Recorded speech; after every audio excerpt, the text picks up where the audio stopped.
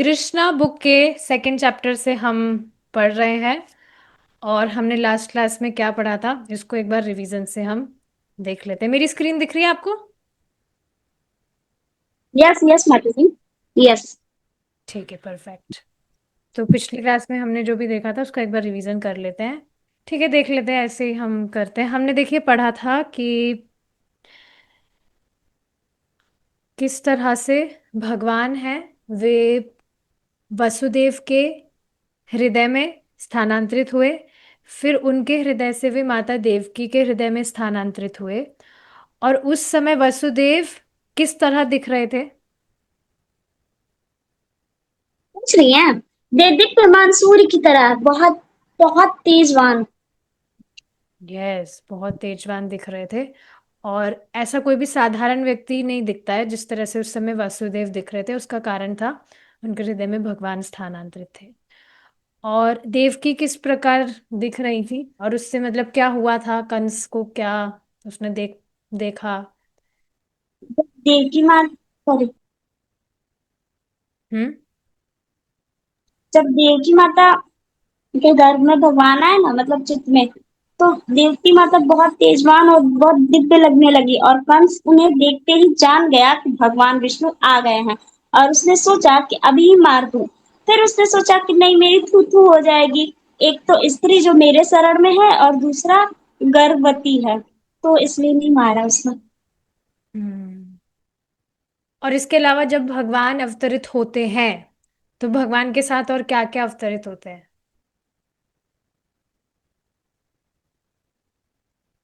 ये भी हमने देखा था। भगवान अवतरित होते हैं तो जो भगवान के सारे विष्णु स्वरूप है, राम जी और सब कुछ, सब उनके साथ ही रहते हैं। मतलब उन्हीं में। ये आप बताई थी। हाँ, इस तरह से मतलब जहाँ भगवान स्थित है वहाँ ऐसे समझना चाहिए उनके अवतार भी उनके साथ ही है, क्योंकि वे उनसे अभिन्न है। ठीक है, अब हम आगे देखेंगे जहाँ से हमने छोड़ा था।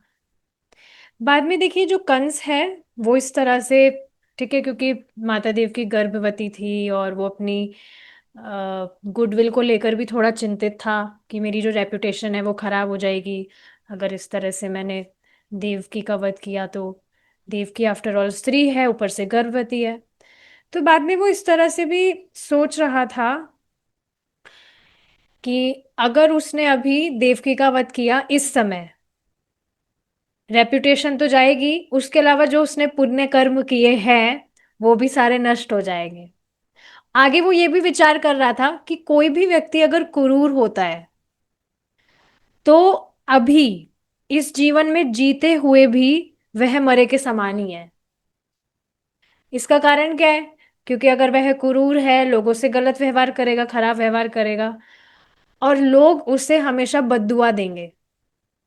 ऐसा होता है ना, कोई भी व्यक्ति अगर खराब व्यवहार करता है, दूसरों को परेशान ही करता रहता है, तो लोगों की उसको बद्दुआ ही मिलती है, दुआएं कभी नहीं मिलती है। देखा ही जाता है, ऐसा होता ही है। बहुत खराब खराब फिर बोलते हैं तुम्हारा ये हो जाए, तुम्हारा सत्यानाश हो जाए, विनाश हो जाए, ये हो जाए, ऐसे बोल देते हैं लोग। तो क्योंकि वो क्रूर व्यक्ति है, परेशान कर रहा है, तो अभी इस जीवन में जीते जी भी वह मरे के समान ही है। और जीवन अभी जी रहा है तब भी मरे के समान है, क्योंकि उसको इस तरह से बद्दुआएं मिलती है, और मरने के बाद भी वह नर्क जैसे ग्रहों में भेजा जाता है। तो कंस इस सारी बातों पर विचार कर रहा था कि इस समय देवकी को मारना चाहिए। अगर मारूंगा मैं तो इसके क्या दुष्परिणाम मुझे खुद को ही भोगने पड़ेंगे, वो मेरे लिए अच्छा नहीं है। तो फाइनली उसने ये डिसाइड किया कि वो देवकी को अभी नहीं मारेगा और थोड़ा वो वेट करेगा, टाइम निकल जाए। लेकिन उसके माइंड में, उसके दिमाग में वह बस भगवान के प्रति इस तरह से शत्रु भाव को लेकर ही वो विचार कर रहा था कि जो विष्णु है वो मेरा शत्रु है। और जिस तरह से बाकी संतानें थी उनका वध करने के लिए उसने शांति से वेट किया था, उसी तरह से इस आठवें पुत्र को भी आ जाने दो बाहर। देवकी के गर्भ से, तब इसको इसको भी मारा जाएगा। तो इस तरह से वो वेट कर रहा था पेशेंटली, धैर्य के साथ में। अब इस तरह से बस दिन रात बैठते, सोते, चलते, खाते, पीते, काम करते हुए सब, पूरे दिन भर कुछ भी वो कार्य कर रहा था, तो बस उसके दिमाग में कृष्ण का ही विचार था। भगवान कृष्ण है, भगवान विष्णु, कुछ भी कहिए। इस तरह से बस वो निरंतर भगवान के विषय में ही सोचे जा रहा था। कुछ भी अपने जीवन में कुछ भी कर रहा हो, दिन रात उसका पूरा का पूरा जो माइंड था, मन था, वो इस तरह से भगवान के विचारों में ही लीन था। लीन मतलब एब्जॉर्ब, बस भगवान के विषय में वो सोच रहा था। भगवान के अलावा वो कुछ सोच ही नहीं पा रहा था। कांस्टेंट प्लानिंग, कि कभी भी यहाँ से भी जो विष्णु है वो यहाँ से भी प्रकट हो सकता है, वहां से भी प्रकट हो सकता है। कभी वो अपनी खुद की पत्नी को भी देखता था, अगर वो येलो कलर की साड़ी में आ जाती थी, तब भी वो डर जाता था कि अरे अरे अरे कृष्ण आ गया, कृष्ण आ गया, इस तरह से वो भयभीत हो जाता था। तो क्योंकि वो बस 24 hours he was thinking about Krishna. लेकिन दुर्भाग्यवश, ठीक है, उसका माइंड भगवान के विचारों में लीन भी था, एब्जॉर्ब भी था, लेकिन उसके बाद में भी वो भक्त नहीं था। क्योंकि भगवान के विषय में वह शत्रु भाव से भगवान पर वो मेडिटेट कर रहा था, विचार कर रहा था। एक जो शुद्ध भक्त है उसकी भी स्थिति ऐसी ही होती है, वो भगवान के अलावा कुछ और सोच ही नहीं सकता है। उसका पूरा का पूरा जो मन है वो बस भगवान के विचारों में ही लीन रहता है, एब्जॉर्ब रहता है, लेकिन अनुकूल भाव से, प्रतिकूल भाव से नहीं। और इस वजह से वो भक्त कहलाया जाता है भगवान का। तो भगवान के विषय में अनुकूल भाव से स्मरण करने को कृष्ण भावना भावित होना कहा जाता है। लेकिन अगर कोई व्यक्ति प्रतिकूल भाव से भगवान का स्मरण कर रहा है, तो फिर वह कृष्ण भावना भावित नहीं है, भगवान का भक्त नहीं है वो। क्योंकि भगवान की सेवा करने की भावना उसके हृदय में ना होकर, भगवान का कुछ भगवान का वैसे कुछ हानि कोई कर नहीं सकता है, पर ये नेगेटिव जो विचार है, ये तो अच्छे नहीं है। ये तो भगवान के प्रति प्रेम तो जागृत नहीं करेंगे व्यक्ति का, अगर इस तरह से नेगेटिव वो भगवान के विषय में सोच रहा है। इस वजह से देखिए, बहुत ज्यादा जरूरी है कि हम शास्त्र पढ़कर ये जाने कि भगवान कितने स्वीट है, कितने प्रेममय है भगवान। इससे मुझे एक बात याद आ रही है, क्रिस्टीन माता जी जो शिकागो से है, वो बता रही थी कि वो पहले कोई ग्रंथ पढ़ती थी, उनके कोई क्रिश्चियन समाज में कुछ होता है, तो उसमें भगवान के विषय में क्या बताया जाता है कि भगवान एक ऐसे व्यक्ति है जो बहुत ही क्रूर हैं, और जेलसी रखते हैं, एंगर रखते हैं, बिल्कुल मतलब जो नेगेटिव चीज है, बिल्कुल ऑपोजिट चीज है। लेकिन इसका बिल्कुल ऑपोजिट है, भगवान कभी भी इस तरह के नहीं है। आप खुद सोचिए, अगर भगवान, सोचिए कंस, कंस आप देख रहे हैं ना कितना नेगेटिव है, दुराचारी है। भगवान अगर सोचिए 1 मिनट के लिए, अगर ये भगवान होता, तो फिर हमारी क्या हालत होती। आप देख ही रहे, यहाँ पे सारे बेचारे जो भी राज्य में लोग हैं वो कितना परेशान थे। जितने भी राजा है वो तो उन उस राज्य को छोड़कर दूसरे शहरों में चले गए थे, वहां पे रहे भी नहीं थे। तो कौन ऐसे व्यक्ति की शरण लेना चाहेगा जो इतना दुराचारी होगा, परेशान करता रहता है, गुस्से में रहता है। तो भगवान अगर ऐसे हुए, तो हमारा तो कुछ नहीं है, फिर खत्म है कहानी। कभी भी भगवान के पास तो असीमित शक्ति है, कंस के पास तो फिर भी सीमित थी। तो भगवान तो कभी भी गुस्सा आया चक्र चला दिया, तुरंत किसी को भी मार दिया। लेकिन भगवान ऐसे नहीं है, he is very loving, he is very caring, he is very sensitive. तो ये सारी बातें हमें मालूम होनी चाहिए, भगवान हमारे सुहृद है, तभी हम प्रेम कर पाएंगे ऐसे व्यक्ति से। किसी क्रूर व्यक्ति से कैसे कोई प्रेम कर सकता है। तो ये बहुत इंपॉर्टेंट चीज है, इसको समझना, कि भगवान बहुत प्रेममय है, he is very loving, he is very caring, बहुत प्रेम करते हैं। इस पर देखिए, एक और मैं कुछ सुन रही थी जिसमें बताया गया था कि कैसे हम वैष्णव अपराध से बच सकते हैं। और वैष्णव अपराध छोड़िए, किसी के भी अपराध से हम कैसे बच सकते हैं, उनको सम्मान देकर। क्योंकि हम जब किसी को भी सम्मान देते हैं तो उसके प्रति हम अपराध कभी नहीं कर सकते। प्लस एक और बहुत इंटरेस्टिंग बात इसमें क्या बताई जा रही थी, हमेशा ये विचार करना कि जिस तरह से मैं भगवान का अंश हूं, उसी तरह से सामने वाला व्यक्ति भी भगवान का अंश है। और जिस तरह भगवान मुझसे प्रेम करते हैं, उसी तरह से सामने वाले व्यक्ति से भी उतना ही प्रेम भगवान करते हैं। तो कभी भी कुछ किसी के प्रति नेगेटिव भावना आए, तो इस तरह से विचार किया जा सकता है कि भाई वो सामने वाला व्यक्ति भी भगवान का अंश है, कोई अलग नहीं है वो, हमारे ही पार्टी का है वो भी। चाहे से वो भगवान की सेवा भी ना कर रहा हो, अब भक्त भी क्यों ना हो, बट है तो भगवान का अंश ही। सो यस, भगवान के विषय में अनुकूल भाव से विचार करना, भगवान का स्मरण करना भक्ति है। और प्रतिकूल भाव से कर रहा है तो वो भक्ति नहीं है।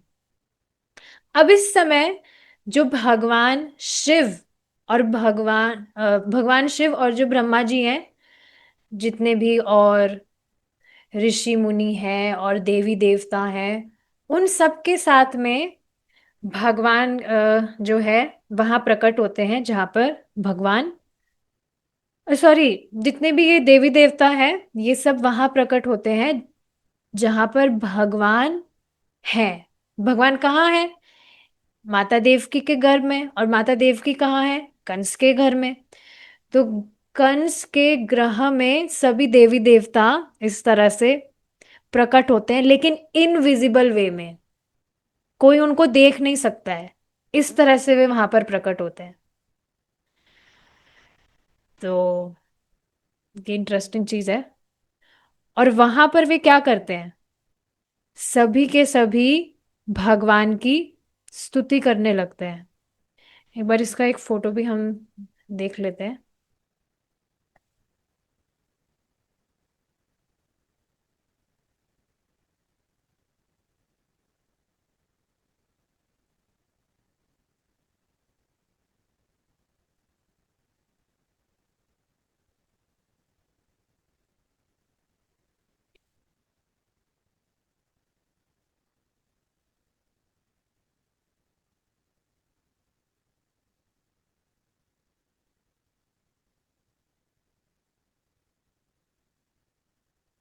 यस, ये वाला फोटो आप देख सकते हैं।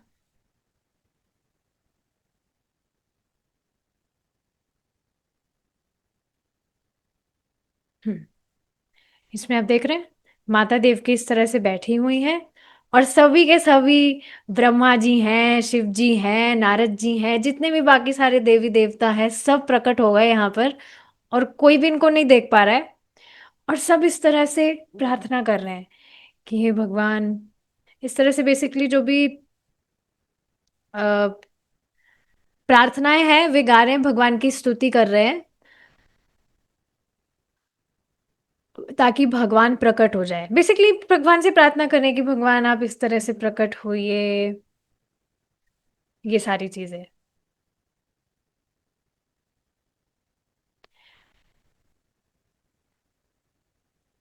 पहला जो शब्द वे कहते हैं स्तुति में, इस स्तुति के विषय में बताया जा रहा है कि पहला शब्द वो कह रहे हैं, वो क्या है कि जो भगवान है वे सत्य है, सत्य संकल्प है भगवान। जो भी भगवान ने संकल्प लिया है, इस तरह से ब्रह्मा जी को उन्होंने संदेश दिया था कुछ दिन पहले कि इस तरह से वे प्रकट होंगे देवकी के घर में, इस तरह से। तो भगवान सत्य संकल्प है, जो भी वह कहते हैं वह वे करते ही हैं, कभी भी वो फेल नहीं होता है। तो इस तरह से वो प्रेयर कर रहे थे। भगवत गीता में भी देखिए इस तरह से बताया गया है कि जब भी भगवान इस तरह से भौतिक जगत में अवतरित होते हैं, तो वह धर्म की रक्षा करते हैं, करने के लिए, और जो अधर्म है उसका, अधर्मियों का विनाश करने के लिए। तो ये भगवान का संकल्प है। तो जितने भी देवी देवता हैं वो इस तरह से समझ पा रहे थे कि जो भगवान है वे देवकी के गर्भ में प्रकट हुए हैं और उन्होंने देवकी के गर्भ को अपना स्थान बना लिया है। इसमें एक वर्ड यूज किया गया था।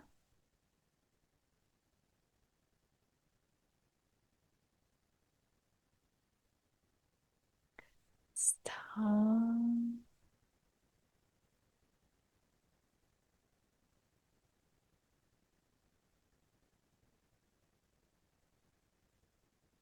ठीक है था इस तरह से स्थान। देवकी के घर में बेसिकली उन्होंने वास लिया है भगवान ने। और जितने भी देवी देवता थे वो सब बहुत प्रसन्न थे कि भगवान फाइनली अपना उद्देश्य पूरा करने के लिए प्रकट हो रहे हैं, है ना। देवकी के घर में तो आ ही गए और फाइनली उनका जो उद्देश्य है उसके लिए वे प्रकट हो रहे हैं। तो इस तरह से उन्होंने भगवान को परम सत्य कहकर संबोधित किया कि भगवान आप परम सत्य हैं और आपका जो आप सत्य संकल्प है, जो भी आप संकल्प लेते हैं इस तरह से वो पूरा होता ही है। अब देखिए इस बात को समझना चाहिए, हर कोई जो व्यक्ति है वो सत्य की खोज में लगा है। सत्य क्या है? सत्य का मतलब आप समझ सकते हैं। सच क्या है बेसिकली? इस जगत में तो कुछ भी सच नहीं है, सब कुछ क्षणिक है। और डायरेक्ट या इनडायरेक्ट वे में व्यक्ति वास्तव में सत्य की ही खोज में है। तो देवी देवता इस तरह से जानकारी हमें मतलब देवी देवताओं से मालूम चलता है या शास्त्र से मालूम चलता है कि जो सत्य है वे कृष्ण है। और जो फुल्ली कृष्णा कॉन्शियस हो जाता है, कृष्ण भावना भावित हो जाता है पूरी तरह से, वो परम सत्य यानी कि भगवान की प्राप्ति कर सकता है। भगवान कृष्ण परम सत्य है। और परम सत्य का सत्य होने का अर्थ ही क्या है? जो तीनों अवस्थाओं में, काल की जो भी तीनों अवस्थाएं हैं उसमें वे समान रहते हैं, शाश्वत रहते हैं।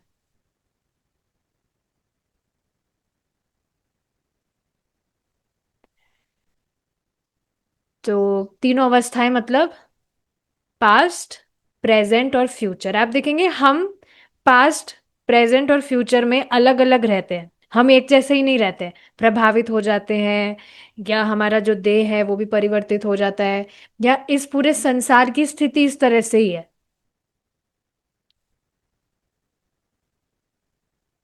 इस तरह से सभी कुछ मटेरियल वर्ल्ड में नियंत्रित है। लेकिन जो भगवान है वो इस तरह से नियंत्रित नहीं है, वे नियंता है। तो ये बात समझनी चाहिए कि सृष्टि जब होती है तो ये एक समय में हुई है, लेकिन भगवान कृष्ण सृष्टि से पहले भी विद्यमान थे। सृष्टि के हो जाने पर भी वे विद्यमान है, और सृष्टि के बाद में भी, सृष्टि जब नहीं रहेगी, ये मतलब ये जो भौतिक संसार है, तब भी वह रहेंगे। और सभी कुछ भगवान कृष्ण पर ही आश्रित है। तो इस तरह से प्रभुपाद जी यहाँ पर थोड़ी कुछ फिलॉसफी बता रहे हैं। हाँ, तो ये बात है। आगे देखिए क्या बताया जा रहा है। तो हाँ, कोई भी स्थिति हो, चाहे से पास्ट हो, फ्यूचर हो, प्रेजेंट हो, हमेशा भगवान कृष्ण परम सत्य ही है। तो भौतिक जगत में भी हमें कुछ सच दिख रहा है, मतलब कुछ वस्तु दिख रही है, तो वो भगवान से ही आई है, भगवान से ही प्रकट हुई है। जो भी हमें मतलब बेसिकली दिखता है, देखिए आगे बताया जा रहा है, इस संसार में अगर हम कुछ भी वैभव देखते हैं तो वो भगवान से ही आ रहा है। कुछ ख्याति हम देख रहे हैं ना, कोई व्यक्ति बहुत फेमस है ऐसा कुछ, वह भी भगवान से आ रहा है। अगर कुछ शक्ति है, बल है इस संसार में, तो वह भी भगवान से आ रहा है। इस संसार में कुछ ज्ञान है, शिक्षा है, तो सबके कारण स्वरूप कृष्ण ही है। तो इस तरह से भगवान सभी सत्यों के स्रोत हैं, क्योंकि वे परम सत्य है। तो यहाँ पर प्रभुपाद जी थोड़ी फिलॉसफी बता रहे हैं। इस तरह से हम जानते हैं कि ये जो भौतिक जगत है, ये 5 जो प्रमुख तत्व हैं उनसे बना हुआ है। 5 तत्व आप जानते हैं, पृथ्वी, जल, अग्नि, वायु, आकाश, उससे बना हुआ है। और ये जो पांचों तत्व है ये भी भगवान से ही आ रहे हैं। जितने भी जो साइंटिस्ट हैं वो क्या समझते हैं कि भौतिक जगत जो है वो इन 5 एलिमेंट्स से बना है, मतलब सृष्टि ही इन 5 तत्वों से हुई है अपने आप। लेकिन वास्तविकता ये नहीं है। भगवान ने सृष्टि की है, और ये जो भी 5 तत्व, मतलब इस तरह से कहते हैं सब कुछ 5 तत्वों से बना है, पूरा भौतिक जगत। भौतिक जगत में हम भी आ गए, जो भी वस्तुएं हैं वो भी आ गई, सब कुछ। तो ये सभी कुछ इन 5 तत्वों से ही बना हुआ है। लेकिन ये सब भी भगवान के द्वारा ही उत्पन्न किया गया है। कुछ भी अपने आप नहीं हुआ है, बाय चांस नहीं हुआ है। आगे क्या बताया जा रहा है कि इस भौतिक जगत में हम जो भी कार्य भी होता हुआ देख रहे हैं वो भी भगवान की शक्ति के द्वारा ही हो रहा है, तटस्थता शक्ति। तो आप देखिए ना, जो भी लोग आविष्कार कर रहे हैं या कुछ भी छोटी मोटी आप चीजें एग्जांपल ले सकते हैं, सब्जी वगैरह उगा रहे हैं लोग, मतलब जो किसान वगैरह है, या कोई कुछ बिल्डिंग वगैरह बना रहा है, कुछ वस्तु बना रहा है, तो ये भगवान की तटस्थता कर रही है, लेकिन वह स्वतंत्र होके नहीं कर रही। जो ज्ञान है ये सारी चीजें करने का, वो भी भगवान से ही आ रहा है। तो भगवत गीता के 7वें अध्याय में इस तरह से भगवान बताते हैं कि अ, भगवान की जो 2 शक्तियां हैं, परा और अपरा। चलिए देखते हैं किन्हीं को याद है क्या, परा और अपरा में डिफरेंस बताइए क्या है, जिनको पता है। ये भगवान की 2 शक्तियां हैं। भगवत गीता के 7वें अध्याय में भगवान इस तरह से बताते हैं। हरे और कृष्ण माता जी। हाँ बताइए। जो अपरा शक्ति होती है वो भौतिक वर्ल्ड में भौतिक चीजों को, और पराशक्ति भगवान के धाम की होती है। कंफ्यूजन है। देखिए इसको इजीली समझिए। जो भी लिविंग, जीवित, बेसिकली जीवात्मा, वो है भगवान की पराशक्ति। और जो निर्जीव भौतिक चीजें यहाँ पर है वो है अपराशक्ति। इस तरह से है। अच्छा, एक एक और क्वेश्चन है, भगवान कौन सी शक्ति है, पराशक्ति या अपराशक्ति? दोनों में से कोई नहीं। तो फिर एग्जैक्ट तो अभी याद नहीं आ रहा, पर दोनों में से कोई नहीं, वो बताया गया था उसमें। भगवान शक्तिमान है। हाँ, न भगवान इन दोनों में से कोई शक्ति नहीं है, भगवान शक्तिमान है। तो ये बात है, परा और अपरा शक्ति भगवान की, और भगवान शक्तिमान है। तो ठीक है, ये सारी चीजें हैं। अब आगे देखिए क्या बताया जा रहा है। तो भगवान इस तरह से प्रकट हो, ठीक है, अब देवकी के गर्भ, माता देवकी के गर्भ में तो आ गए हैं, लेकिन अब वे सामने भी तो प्रकट हो। इसको फोटो को ही लगा के रखते हैं, बहुत सुंदर फोटो है। चिंतन, आप चिंतन करिए किस तरह से भगवान माता देवकी के गर्भ में आ तो गए, लेकिन अब वो बाहर आए।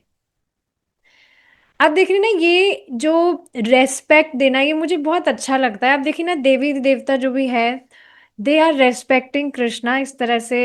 भगवान भगवान को वो भगवान की स्तुति कर रहे हैं ताकि भगवान प्रकट हो, भगवान से प्रार्थना कर रहे हैं कि भगवान आप घर में आ गए हैं, अब आप बाहर भी प्रकट होइए। तो इस तरह से प्रार्थना कर रहे हैं वे भगवान से। तो ये सारी चीज है। अब आगे फिर से थोड़ी फिलॉसफी प्रभुपाद जी बता रहे हैं, जिसको हम देख लेते हैं। What is material manifestation? भौतिक प्राकट्य क्या है?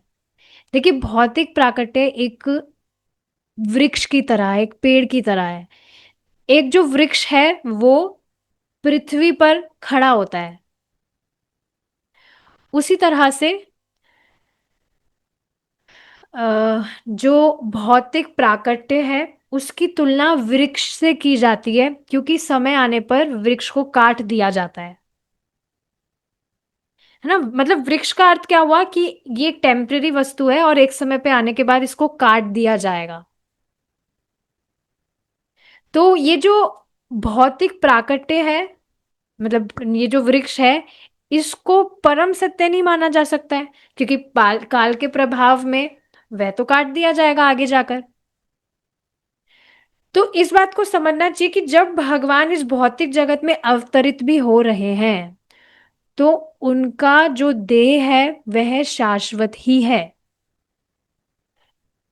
और मतलब भगवान के देह, मतलब देह और देह में यहाँ पर भेद नहीं है, जिस तरह से हम में देह और देह में भेद है। देह ही मतलब कि आत्मा, जीवात्मा, और देह मतलब कि ये भौतिक देह। लेकिन भगवान में इस तरह से भेद नहीं है। भगवान शाश्वत है। उनका जो शरीर है वो शाश्वत है। और ये जो सृष्टि हुई है, भौतिक सृष्टि, इससे पहले भी वे विद्यमान थे। और जब ये भौतिक जगत नहीं रहेगा, तब भी भगवान विद्यमान रहेंगे।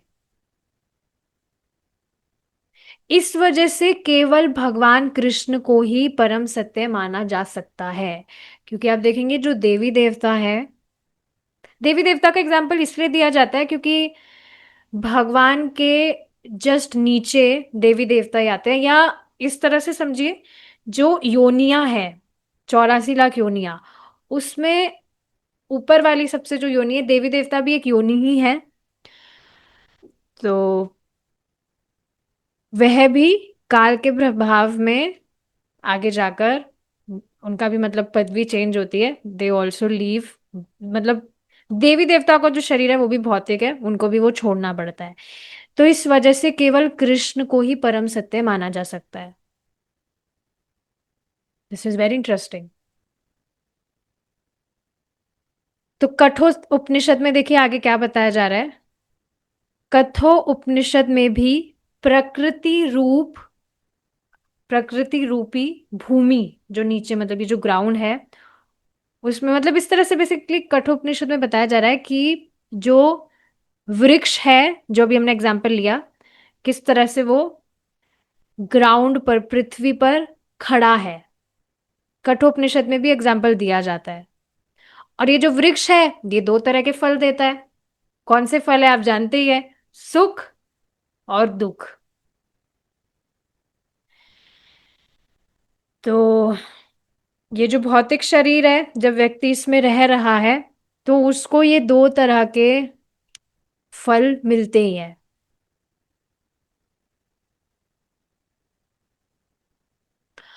और एक और एग्जाम्पल क्या दिया जाता है, आपने ये पहले भी देखा होगा, कि एक जो पेड़ है, इसके विषय में बेसिकली बताया जा रहा है कि ये जो शरीर रूपी वृक्ष है, इसमें रहने वाले प्राणी दो पक्षियों के समान होते हैं। आप जान ही रहे, एक पक्षी तो जीवात्मा है ही, और दूसरा जो पक्षी है वह है स्वयं परमात्मा, भगवान कृष्ण। तो अब जो भी जीव इस भौतिक जगत के फलों को खा रहा है, आहा सुख मिल रहा है, दुख मिल रहा है, जो भी मतलब इस भौतिक जगत में फल मिल रहा है, भौतिक जगत में, तो वो जो जीव है वो उसको खा रहा है। और भगवान इस वृक्ष में ही है, मतलब इस शरीर में ही है, और जीवात्मा को देख रहे हैं।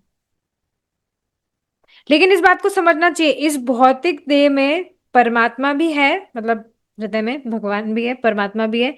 लेकिन वे इस भौतिक जगत के फलों को नहीं खा रहे हैं, खाने में वो कुछ रुचि नहीं रखते हैं, क्योंकि उनकी आत्मा तो तुष्ट है। मतलब भगवान तुष्ट है, ही इज आत्माराम, इस तरह से कहते हैं। तो इस वजह से भगवान को इस भौतिक जगत का कुछ भी नहीं चाहिए, और भगवान तो वैसे भी ट्रांसेंडेंटल है। तो इस वृक्ष में दो पक्षी होने के बावजूद भी जो जीवात्मा है वो इस भौतिक जगत के फलों को भोग रहा है। लेकिन जो परमात्मा है वो बस चुपचाप देख रहे हैं कि ये जीव क्या कर रहा है, और उसको बेसिकली सैंक्शन भी करते हैं उसकी जो डिजायर्स है।